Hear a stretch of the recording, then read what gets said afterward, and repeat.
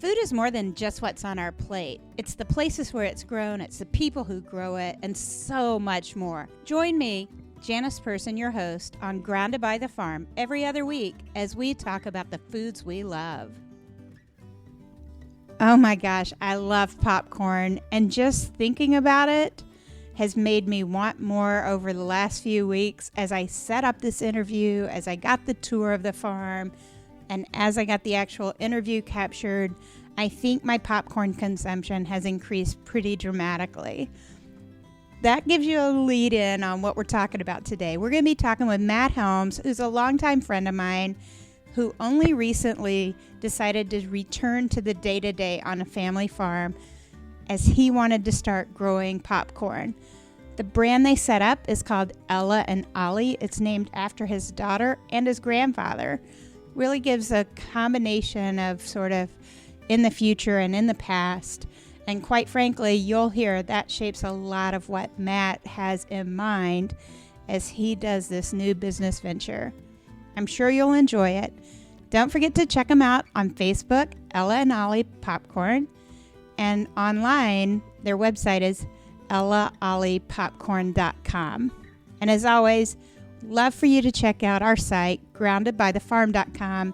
You'll see a variety of information, including, hopefully, some of the video and information I learned about moisture on popcorn and harvest. You and I have been on farms together so many times. I think we've been on cotton farms. We've been on your family farm even.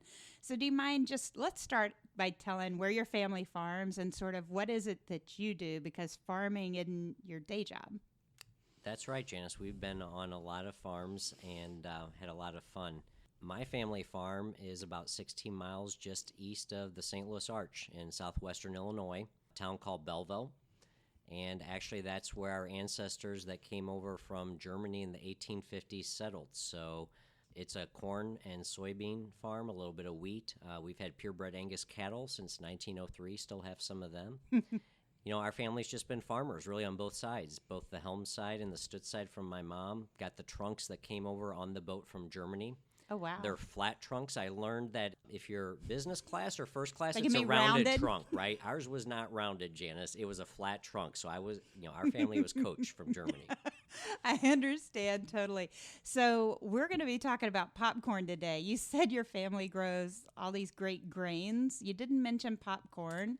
I didn't. That's the new venture on our farm. How did you in the guys get last started in that? 3 years. So, as you said, my day job, the last 20, 22 years, I've worked in agriculture, grew up passionate about it here in St. Louis. And our whole family's been entrepreneurs. They've taken risk, and not working directly on the farm daily, I wanted to figure out, I feel like I'm inferior to my brother and my ancestors. I need to try to do something to take on a new business and a level of something new and different. So I thought, what would that be? I came down to 2 or 3 concepts. One was grass-fed Angus beef. We have Angus cattle. The second was popcorn. And the third was actually something different about a piece of property that we have with some leadership development type of endeavors. Yeah. When I really thought about it, I just really asked myself, well, what do I really like? And it was simple. I love popcorn. I mean, I grew up with my grandpa Stutz, my mom's father, eating popcorn in their farmhouse just south of Belleville. And nice. I have the memories. My wife loves popcorn. My daughter, Lily Ella, loves popcorn. And just at the most simplistic piece of it was we just love popcorn. I've always loved growing plants and crops. Yeah. I've been more of a crop and plant person. Yeah. When I was in college and my friends and we were looking at different companies, whether it was animal-related jobs or equipment or plants, I've always enjoyed growing crops and plants. So I kind of just simply looked at those things. And the other thing is popcorn's fun. I wanted to do something fun, so you're risky, but fun.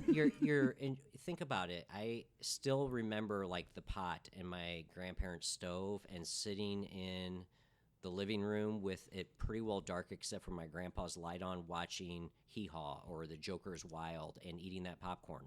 Those are like savory I moments. can tell you though, as you talk, it's funny because my childhood memories of popcorn, we had a babysitter who would bring popcorn balls. Oh yeah. My gosh, it's like popcorn and sugar all rolled into one fantastic treat. Oh yeah. And Dixie knows to this day. I'm like here decades later, and when I see her, I'm like going, dang, I wish I had some popcorn balls, because it leaves such an impression. And I, like you, remember it on the stovetop, Yeah. right? So your popcorn business, how are you doing that? And are you doing that harken back to old time or microwave, or what are you doing? The first thing for us was we wanted to provide a quality product.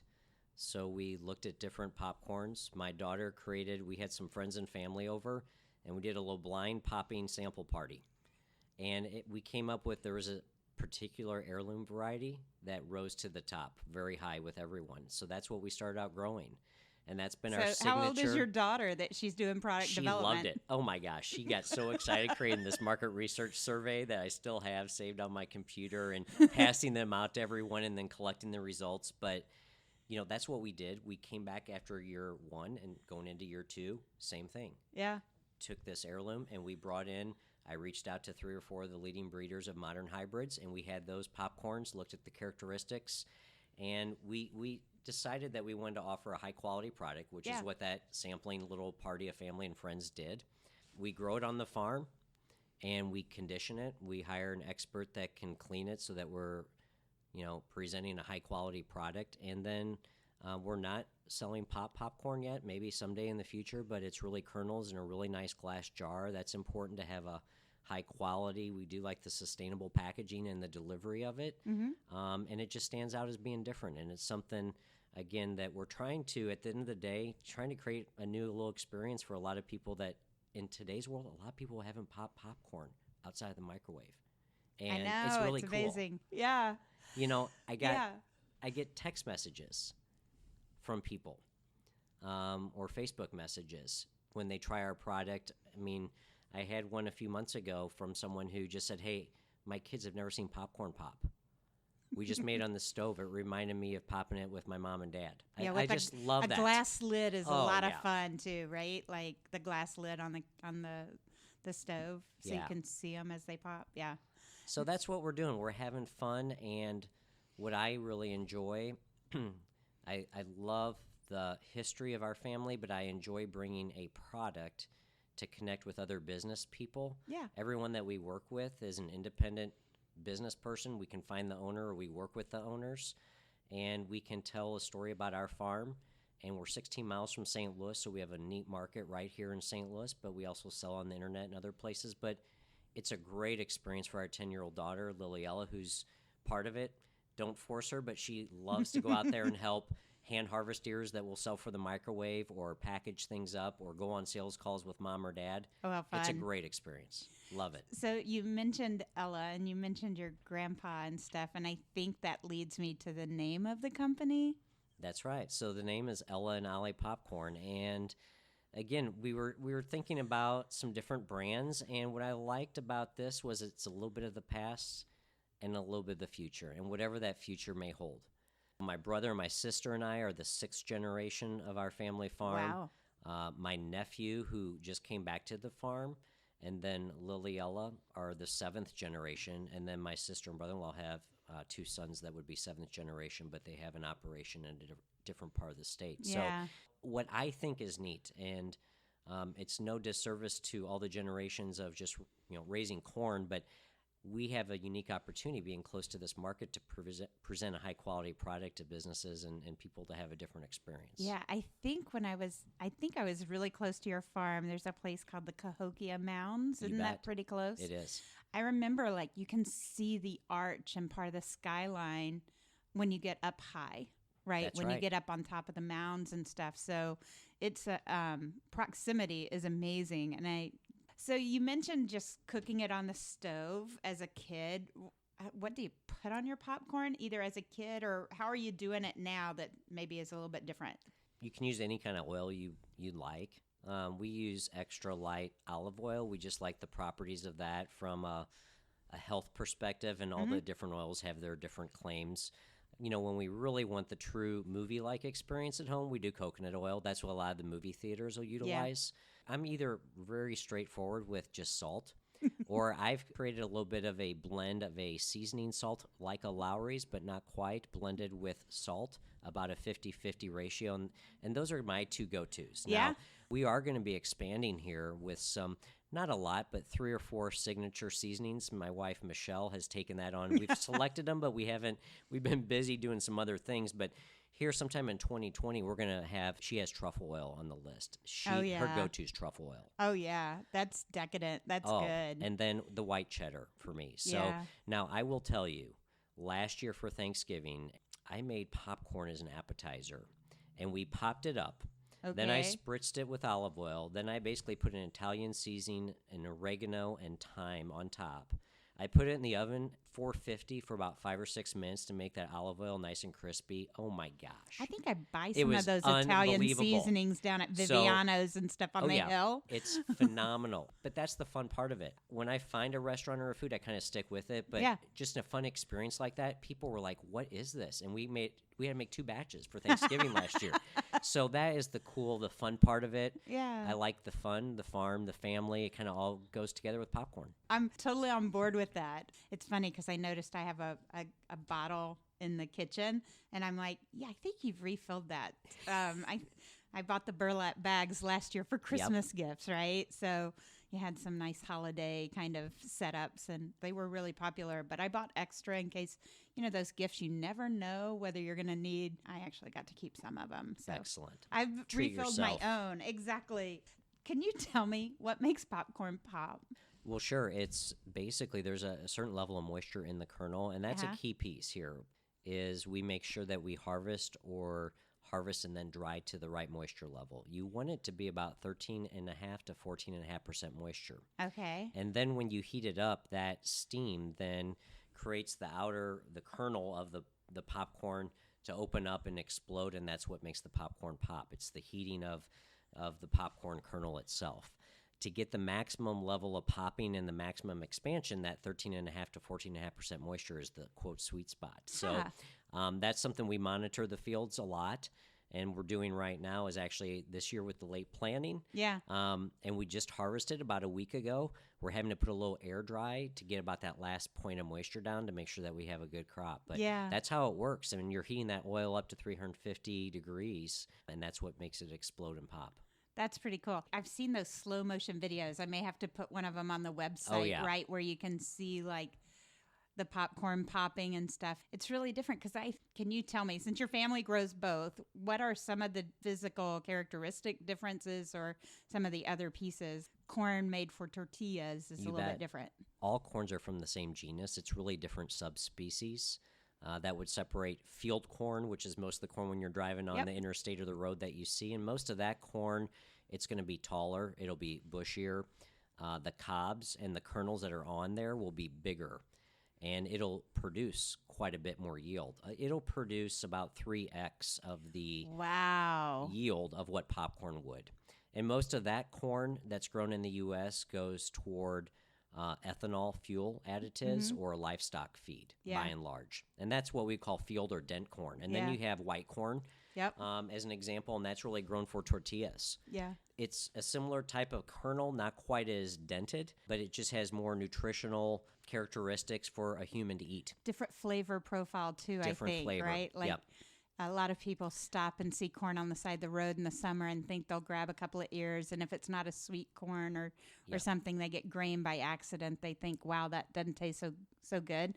Cows love it, though. Yes, that's right. Chickens love it. Yes. And then you mentioned sweet corn. So sweet corn's another subspecies. Yeah. And that's what most people think of just corn when they don't realize that there's all these different versions because we're going in the grocery store or the farmer's market or the stand in June, July, and getting sweet corn. And sweet corn's just another subspecies, but it has a higher sugar content. Yeah. Okay. And again, the yield is less than the dent corn. And then popcorn. I mean, popcorn originates back to Mexico, like thousands of years ago. And a lot of the genetics go back to the origins of this subspecies of Zea, corn. I was going to say Tia and stuff. I've got pictures that it's smaller than my index finger. Yes. It's a smaller kernel, a smaller ear, and a harder shell. Okay. Yeah. Okay.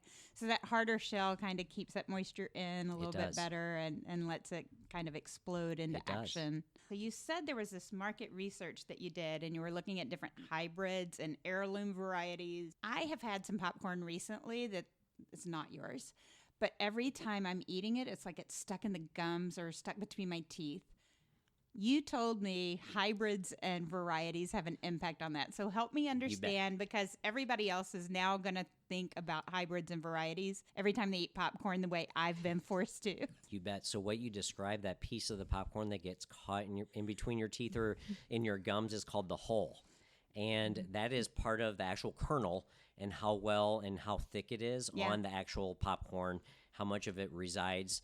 And there's a rating. So when you look at popcorn hybrids or varieties to purchase, there'll be an index of 1 to 5 on, is it does it have a lot of this hole that could stick in your teeth and gums, Things or you didn't lower? know. But yeah, the popcorn, what you look for is you want something to, in general, be kind of light and fluffy. In general, everyone has different tastes. Light and fluffy. You'd like to have a good volume. So when you put a half a cup of kernels in your 6-quart pot, it almost fills it up, as an example. Right. And then it's low on the hull. Right. And those are the characteristics. And then there's different types of popcorn. There's a different type of popcorn that you may have at home or in the movie theater versus like the gourmet shops that make caramel corn or cheddar popcorn, as an example. Some of those are like beautifully perfect kernels every time they pop, right? Like they always have the perfect photographic kind of popcorn. They do.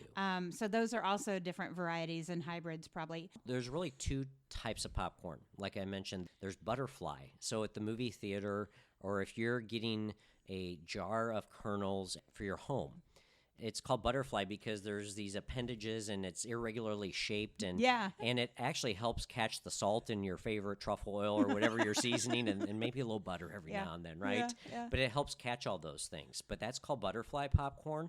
And then the perfect ball almost shape that you may see at a cheddar or a gourmet shop with caramel corn, etc., that's called mushroom, and that's the ball type. So there's 2 distinct categories. Nice. Our heirloom is mostly a butterfly popcorn.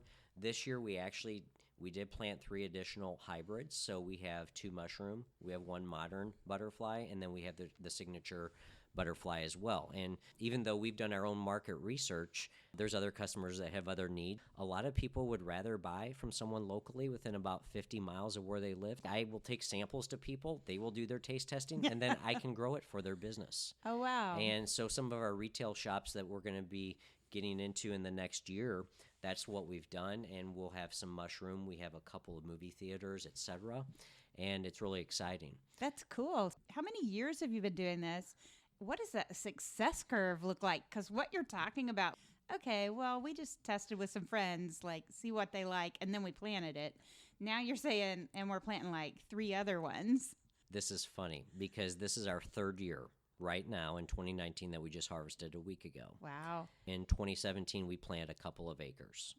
Then we scaled up a few more acres last year. Literally, as we're sitting here right now, Janice, I am down to under a few cases of inventory that we need the new production to come online with. We significantly ramped up to the tune of about 20x the volume. My wife, Michelle, and daughter, Liliella, are like, what are we going to do with that? And I'm like, oh, we got to talk to the sales department. Oh, yeah, that's me too, and us. So here's the fun thing. What I love about it, though, is we are in this space right now of we're actually kind of seeing what we can do. And that's the cool part. We're exploring and we're learning. We definitely produce more volume than we have customers today, but you can't sell it unless you have it. So that's my motto right now. Right. My hope is that we're going to have another incremental growth above the 50 acres that we grew this year. Yeah, 50 acres from 2 acres, a couple of acres. For me, I've always lived in the city. Other than when I lived in a really small town, I still had a city-size lot. For a lot of us, an acre, we don't even have an idea of what that is, but it's like a football field without the end zones. And so that's kind of the space of an acre. And you're saying you planted 50 acres of popcorn. To me, that sounds like a heck of a lot of stovetops. Right? Because I only put like a handful in, and I'm thinking that's a lot. So you're talking tons of popcorn or pounds of? I generally talk in pounds. Okay. But it would equate to tons. Okay. How do you store that, or what do you Yeah. do with that? I mean, you're not picking it all by hand. We actually put up some bins this year and poured a concrete pad, Okay. and we put up some bins to store this year's crop, plus a crop that would be roughly 2x the size. So not just planning for today, hopefully there is some future growth. We put that up in July, August timeframe. We're storing it there, and then what we do is we have a very high quality individual that has what they call a laser optical eye sorting machine. Oh, We I think take I've our seen popcorn. these. It's the coolest thing ever. So literally, a laser eye will look at every kernel. If it's cracked, defected, or if it looks like there's a little miscoloring on it, like the sign of a little bit of mold, it'll kick them out. And you look at this popcorn when you harvest, and you're like, boy, that's so beautiful. And then you run it through this machine, and it just makes it You even look more at those beautiful. rejects and you go, wow, that That was in was my in there? popcorn. Oh my gosh. Trying to provide a local homegrown product, but from Really a very high quality. standard. Yeah. Okay. And the individual has a business that is related to popcorn. It's worked out real well. Also a local person. So that's what we're doing. So now we've got a pile of popcorn, and we have some new customers, and we're going to see how many more new ones we can get. Since we were talking about the farming side, and you mentioned, some of the issues you've had recently, what is like the biggest challenge you faced on your farm? And I don't know if it's, yours or if it's shared across your family or something, but we're talking about pretty good days on the farm, but they also not the greatest days. So have you had a big challenge in the last couple of years as you kind of go into this business? It's just a learning curve. I don't know if it's a significant. It's actually kind of fun. You learn by doing. Yep. And there's so many resources. You can just find information and connect with people. And some of the people I've been able to connect with in the industry all across the U.S. have been phenomenal resources, but you don't know until you try. This year, Mother Nature delayed us a little bit. I don't know. On the challenging side, I don't know if I would put anything from raising the crop in that bucket. I think the challenging side is it's interesting when you interface with the market, and sometimes people will say that they desire or want local food. I think it's actually just really finding the segment who values and stands behind those desires for locally grown quality food. Yeah. And I think that's, without going into details, I think some people, and this is more at a business level. So that's not, I think it's that more happens in every part of sometimes, the business, right? it's you knock on a door and an organization may tout, local food. And when you kind of really see the inner working, sometimes it's like, well, I'm not sure if they do or not, and it's about whether you get a shot at the business. Sometimes to me, the scale really helps a business, right? To have a larger scale and do those things. You can do things a little differently and local. It does usually come with a bit more of a price tag because you don't have the benefit of scale to put those costs over. I think it's navigating and learning about the market Yeah. and the segments of the market that's the most interesting. It's a challenge, but it's interesting. I don't know. We're learning about the crop this year. We planted late. We're learning now how to do a little bit of the air drying. We were chatting right before we started here. Yeah. But in the big picture, that's not the big challenge. The big challenge is honestly figuring out how you manage the cycle, because you produce a crop once a year. And in growing a new business without an established base, managing how you produce, what hybrids you select, and then it's the supply and demand, right. of that. But that's why we put up our bins. That way we can flex a little bit, and we can go out and see who likes our product. Yeah, no, that sounds awesome. I think you'll also learn this year on the flavorings. Yes.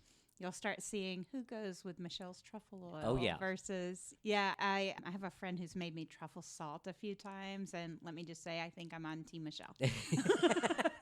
Before we head out, I want to tell people how to find you and how to find Ella and Ollie online, as well as here locally for those of us who are in St. Louis or You people bet. who are traveling through. Yeah, we're in about 25 local retailers in the St. Nice. Louis metropolitan area, and it's just we need a little more time, but every single person that we partner with from a retail perspective is an independently owned business owner, and almost everyone, if you walk in their place, you'll see the owner working inside the store, I which love it. I love. Yeah. So I can't go through all Gift of them. shop and food vendors. And you've got a good list on your website. Yes, EllaOlliePopcorn.com is the website. Yep. We're also on Facebook if you want to like us and kind of follow some progress throughout the year. We are partnering with the Chef Shop in Edwardsville, Illinois, a gourmet shop, and Right. supplying all of their popcorn locally grown. Oh, nice. It's the largest and highest quality gourmet shop in the St. Louis metropolitan area. Yeah. And we have a couple movie theaters, but I'll kind of hold off until we get those announcements ready, but in the St. Louis area as well. That's awesome. I think for me, watching your Facebook page has been fun because every once in a while I see what your daughter Ella, you guys are up to. Every once in a while she goes with you on a kind of in-store kind of activation or something, and she looks like she's having a great time. Oh my gosh, I got to tell this quick story. So literally the very first day we called on a retailer, it was Bauman's Meat Market in Brentwood. I said, Lily, let's go. What are we going to do? She was all nervous.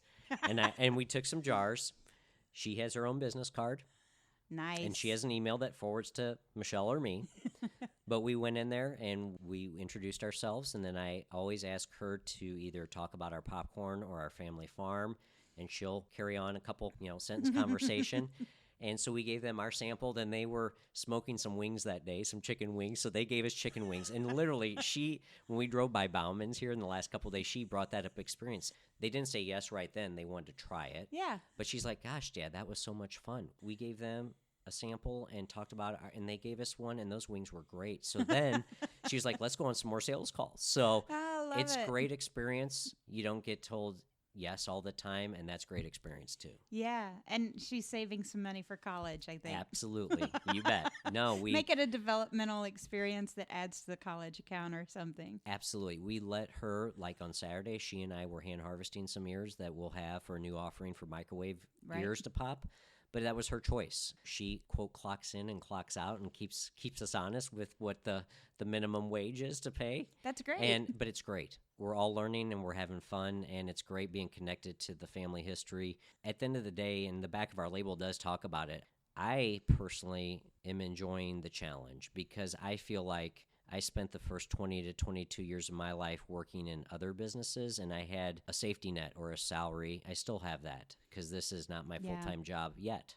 Yeah. But I can now, at least at a small level, kind of relate to the variables and the risks and the things that may not always go right farming, and the respect for all the generations that came before our generation. Yeah, where they didn't have as much cushion as maybe some of us have built with professional careers. It's unreal. And they're really trying to stake out a claim. Yeah. Well, I really appreciate the conversation. This was fantastic. Now I want some popcorn.